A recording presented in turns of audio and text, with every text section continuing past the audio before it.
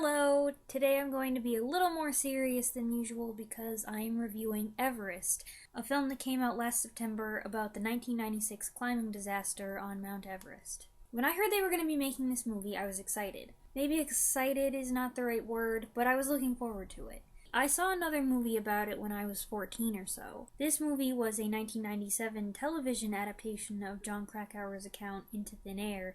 The movie was actually titled Into Thin Air: Death on Everest. Something about the story and its setting both haunted and fascinated me. A couple years later, I got to read Krakauer's book for school, and it only got me more interested in this and other mountain climbing stories. Then a couple weeks ago, in preparation for seeing this movie, I read Anatoli Boukreev's book The Climb: Tragic Ambitions on Everest. I'm going with the pronunciation Boukreev. I'm not actually sure if that's right. Whereas Into Thin Air focuses on Rob Hall and his adventure consultants team, this book focuses more on Scott Fisher and his Mountain Madness team. It also serves as Boukreev's opportunity to refute some claims that Krakauer made about him that he felt were untrue.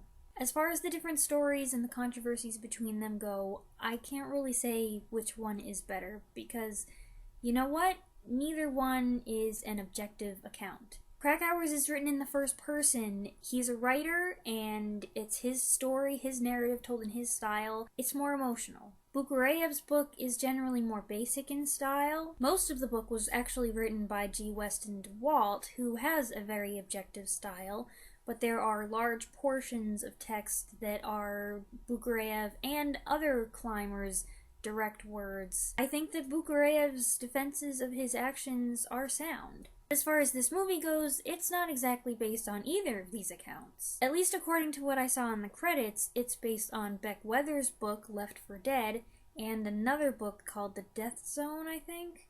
I haven't yet read either of these, but I would like to. This movie still focuses on Rob Hall and adventure consultants with fewer scenes of Scott Fisher, but it also focuses on Beck Weathers, who's played by Josh Brolin. I'd say the first thing you should know about this movie is that it is tough. It is a tense, stressful journey with quite a few frustrating moments and, obviously and inevitably, a terrible ending. Even if you are completely unfamiliar with the story, you will probably be figuring a couple minutes in that this is not going to go well, that people are going to die. About the first half or so was full of this sense of impending doom, and then around the 45-minute mark, I guess, the doom hits. And it is relentless. Technically speaking, this film is pretty good. There were some really nice shots of the mountains. There was a sunset one that was particularly beautiful. I confess that sometimes I can have trouble identifying Everest, like in pictures, but something about the way they filmed this, or maybe it was the way it was filmed plus the music, made it very easy to recognize so that you didn't have to constantly have someone telling you, hey, you're looking at Everest right now. That one's Everest. Between the guides and the climbers and the Sherpas and the family members and everything, there are a lot of roles to incorporate here. And going into it, I knew that they couldn't possibly include every single person. So they focused mostly on the victims, so that when they died, there was an emotional impact. You felt something. Otherwise, it probably would have been a sloppy mess. Still, a couple stories seemed a little stunted. The brunt of the story is with Rob Hall and his team, and considering that they had the most casualties, that makes sense. But I think it could have used a few more scenes with Scott Fisher. I'm not saying that just because Jake Gyllenhaal is a great actor and he's very easy on the eyes. I'm saying that because there was less screen time for him, and what there was ended up being kind of fragmented, then the explanation for his deteriorating health, when it started, etc., just ended up being kind of fuzzy. I also think that the traffic jam on Summit Day was a little less clear than it could have been. It just didn't seem like there were as many bodies trying to get up the mountain as I had read about. Now, because I had just finished reading The Climb right before seeing the movie, a lot of the facts were fairly fresh in my mind, so I did notice when some details were left out or some chunks of the story were skipped. I don't think that would make a difference to the average viewer. It actually made it so that there were fewer things for you to be frustrated about along the way. But as it is, there's still a lot of detail to take in. The story goes on and the storm sets in on the mountain, and it's dark and windy, and people have goggles and oxygen masks covering their faces. It gets really hard to distinguish who's who. You're basically relying on jacket color and beardiness. As for the actors, I think they did a good job. I'm just an ignorant American who doesn't know anything about accents, but the New Zealand accent sounded convincing to me. Having read the 2 books, I had a certain idea about the 2 expedition heads' personalities. Jason Clarke's Rob Hall seemed as warm and friendly as people said he was, and the scenes of the phone calls with his wife, played by Keira Knightley, were very emotional. Jake Gyllenhaal as Scott Fisher, well, he wasn't blonde at all, but his character seemed right. Very American, breezy, reassuring. Now, I have to say that at the end of this movie, we had a rather heated discussion about whether these people climbing this mountain were just being selfish.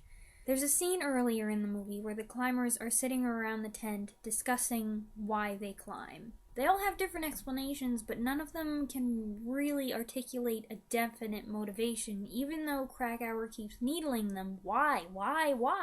There is a troubling vagueness there. We just sat here for 2 hours and watched these people suffering, dying, sacrificing themselves, and for what? To get to the top of the mountain so that they could have bragging rights? They spend thousands of dollars and leave their loved ones so that they can tick another mountain off their bucket list? These questions might crop up for other people, I don't know. I have my own personal feelings that come into play here. For some reason, stories about high-altitude mountain climbing really appeal to me. I don't know why. I'm just an armchair mountaineer. I don't intend to ever climb a mountain.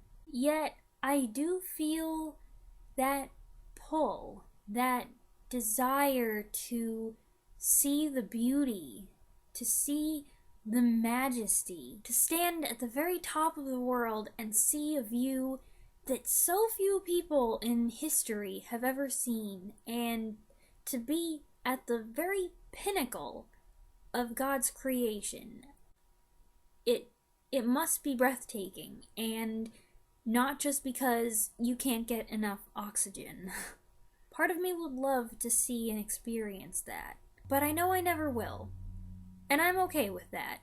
It's ridiculously expensive, and if there's anything I've learned from reading all these stories about it, there's no room for amateurs on Everest. And besides that, I believe that you don't have to climb 27,000 feet to get close to God.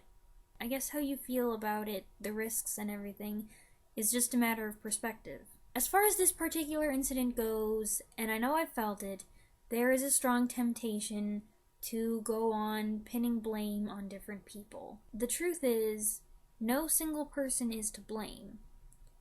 A lot of mistakes were made. Mistakes of all different varieties, mistakes that on their own could have been fatal. And then nature happened. This storm came like a reminder that said, no, you haven't conquered the mountain. I think this story is a good reminder that we are not invincible. We can't convince ourselves that we, with our technology and our scientific advancement, have conquered nature. If we want to climb the mountain, we can. But we have to do it wisely, working together and helping each other as a team. And even then, be mindful that we're never in complete control of the situation. One final note. This movie might have been unbearably depressing if it weren't for the additional focus on Beck Weathers. I think that might be why they chose to include his story, because it lightens the mood at the end just enough. It reminds us of the triumph of the human spirit and man's will to survive. I think that's something that you really need at the end of this movie. It's a difficult story. It's one that I enjoy, just like some people enjoy studying the Titanic, it never ends well, but there are some important lessons that you can learn from it. If all this Everest talk interested you and you'd like more information, I would recommend either of the books that I read, or there's a whole bunch of other books that have been written about this disaster. I also just found a great page on History versus Hollywood that compares the real facts to the way that the film presented them and gives you some more information. So maybe you'd like to check that out at this link. I'll see you next time when I'll probably be talking about something much lighter. But thank you for watching and listening to this amateur's observations. Bye!